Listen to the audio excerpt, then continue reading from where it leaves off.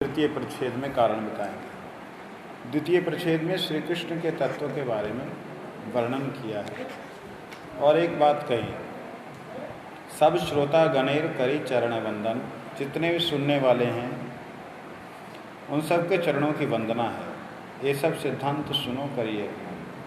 ये सारा सिद्धांत जो है इसको मन स्थिर करके सुनना। क्यों? सिद्धांत बोलिए चित्ते नाकर आलस या आयते कृष्ण लागे सुदृढ़ मानस। सिद्धांत को बोल के कि सिद्धांत की बात है, इसकी क्या हमको ज़रूरत नहीं। ऐसा अगर सोचते हो, कहते ये गलत होगा, क्योंकि सिद्धांत ही व्यक्ति को भगवान के प्रति निष्ठा, सुदृढ़ निष्ठा बनाते हैं। इसलिए मालूम होना चाहिए कि जिन कृष्ण की हम आराधना उपासना करते हैं वो श्री कृष्ण कौन है। वो कृष्ण अनंत ब्रह्मांड, अनंत वैकुंठ, अनंत जो भगवान की शक्ति है उसके मालिक है। तो कृष्ण जो है वो साक्षात भगवान अद्वैय ज्ञान ब्रह्म है। उनके अलावा और कोई भी भगवान शब्द पूर्ण रूप से, पूर्ण भगवत्ता जो है उसको, उस शब्द को प्रयोग नहीं कर सकता। कई लोग यूज़ करते हैं कि भगवान नारद भगवान, कपिल भगवान, ये तो भगवान बोल, लेकिन वास्तविकता में भगवान बोलने का अर्थ केवल मात्र श्री कृष्ण ही है। क्योंकि कृष्ण के अलावा पूर्ण भगवत्ता, भगवान की शक्ति की सीमा अगर कोई है तो कृष्ण है। यहाँ पे कहा कि बहुत से वाक्य जो हैं हम लोग सुनते हैं और बार बार अगर तुम पुरानी बात को उठाते हो कि तुम कृष्ण के बारे में बोल रहे हो, महाप्रभु जी के बारे में तो बोल ही नहीं रहे। तुमने तो कृष्ण की महिमा बोली, महाप्रभु जी की महिमा कहाँ बोली? तो कहते उसके लिए मैं तुम्हें एक बात बता रहा हूँ। मैंने जो भी कहा, जो कृष्ण से संबंधित कहा, वो महाप्रभु के लिए ही कहा। क्यों? क्योंकि वो महाप्रभु से कृष्ण अवतारी ब्रजेंद्र कुमार आपने चैतन्य रूपे कैला अवतार। वही जो अवतारी ब्रजेंद्र नंदन श्री कृष्ण हैं, वही चैतन्य महाप्रभु रूप से आए। एक प्रश्न आता है कई बार कि जब हम बोलते हैं ब्रजेंद्र नंदन, तो ब्रजेंद्र कुमार, ब्रजेंद्र हैं नंद महाराज। नंद महाराज का कुमार जो है, पुत्र जो है, वो सभी अवतारों का कारण कैसे हो सकता है? आती है ना बात। तो सारे अवतारों का कारण जो है वो भगवान है, कृष्ण है। ठीक है, लेकिन नंदनंदन कृष्ण कैसे हो सकता है? वो तो नंद का बेटा है। तो नंद का बेटा सबका कारण कैसे होता है जबकि उसका बाप है? उसके बाप का भी बाप है, उसके बाप का भी बाप, पूरा खानदान है।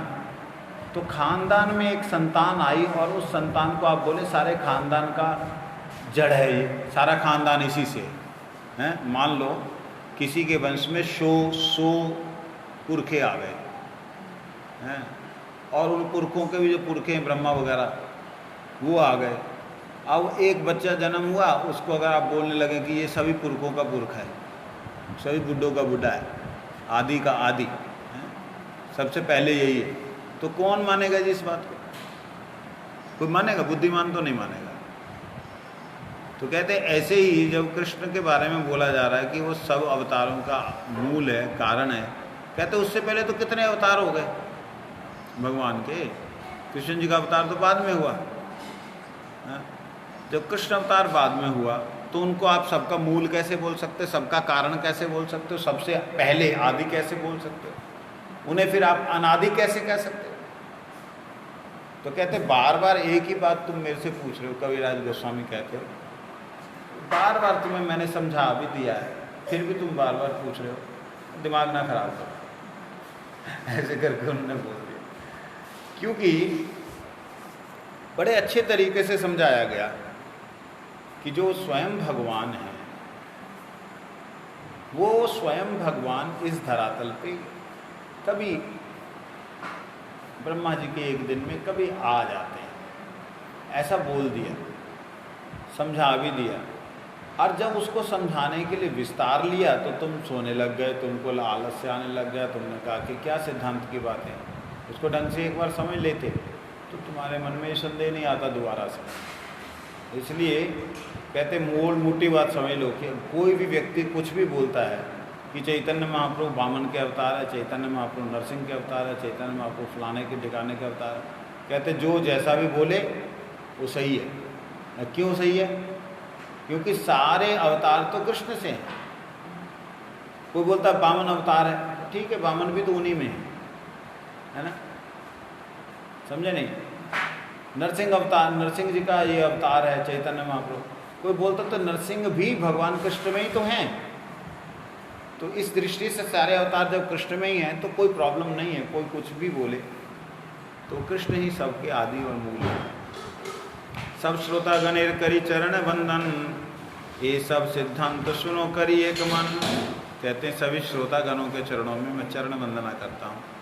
सब लोग ध्यान से सिद्धांत को सुने, क्योंकि सिद्धांत बलिया चित्ते ना कर वालस, यह थे कृष्ण लागे सुदृढ़ मानस।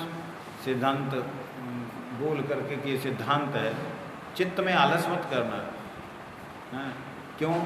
क्योंकि ये सुनने से तुम्हारा श्री कृष्ण के प्रति सुदृढ़ निश्चय हो जाएगा, विश्वास हो जाएगा कि कृष्ण भक्ति कहले सर्व कर्म कृत है। मेरा कोई भी काम ऐसा नहीं है जो कृष्ण भक्ति के करने से रह गया हो।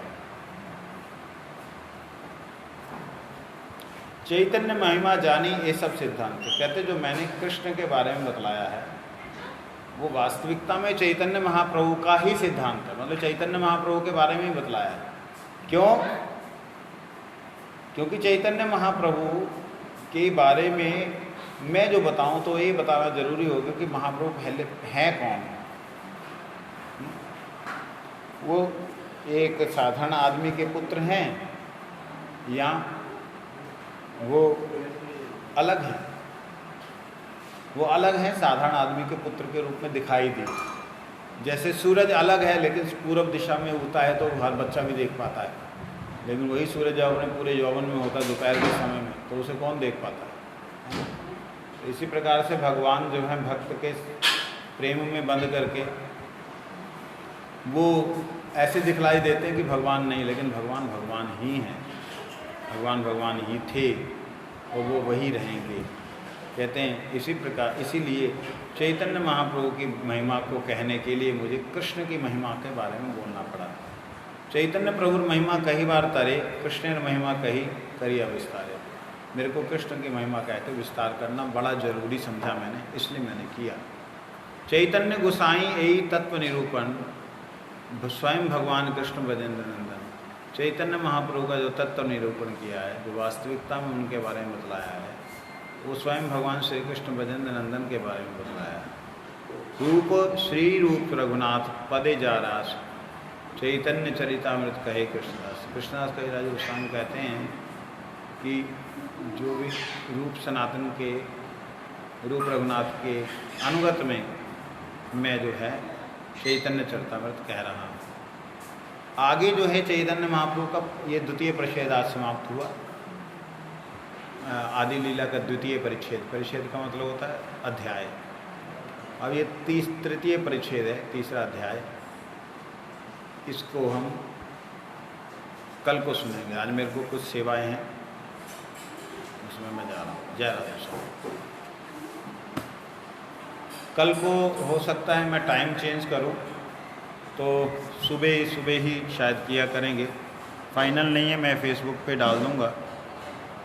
और आज से शायद मैं अपना फेसबुक आईडी भी एक्टिवेट कर लूँगा। व्हाट्सएप तो कर ही लिया है, फेसबुक आईडी भी कर। वंशा कल्पता नाम का वैष्णव नमो नमो।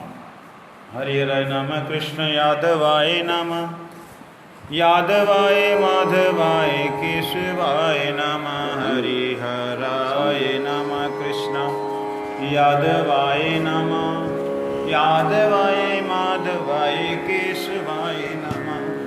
गोपाल गोविंद राम श्री मधुसूदन, गिरिधारी गोपीनाथ मदन मोहन। श्री चैतन्य नित्यानंद श्री अद्वैत सीता हरि गुरु वैष्णव भागवत गीता।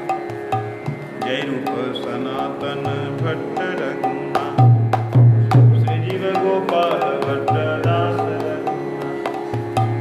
ऐचे गोसाइन करी चरण वंदन, जहाँ हिते विघ्न नाश विष्ट पुराण।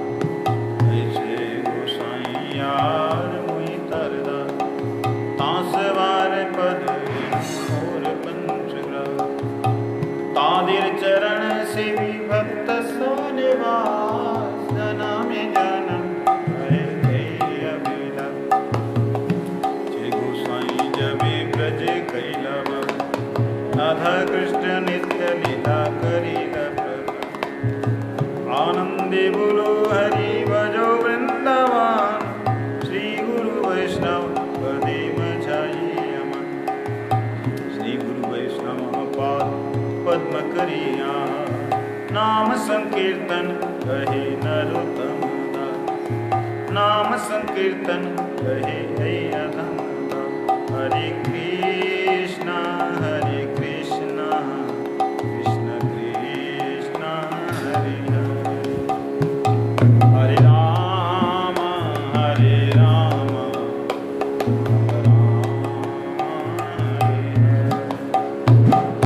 हरे कृष्ण कृष्ण कृष्ण हरे हरे, हरे राम राम राम हरे हरे, हरे कृष्ण कृष्ण कृष्ण हरे हरे, हरे राम राम राम हरे हरे, हरे कृष्ण कृष्ण कृष्ण हरे हरे, हरे राम राम राम हरे हरे, हरे कृष्ण कृष्ण कृष्ण हरे हरे, हरे राम राम राम हरे हरे। हरि बोल हरि बोल हरि बोल हरि बोल हरि बोल हरि बोल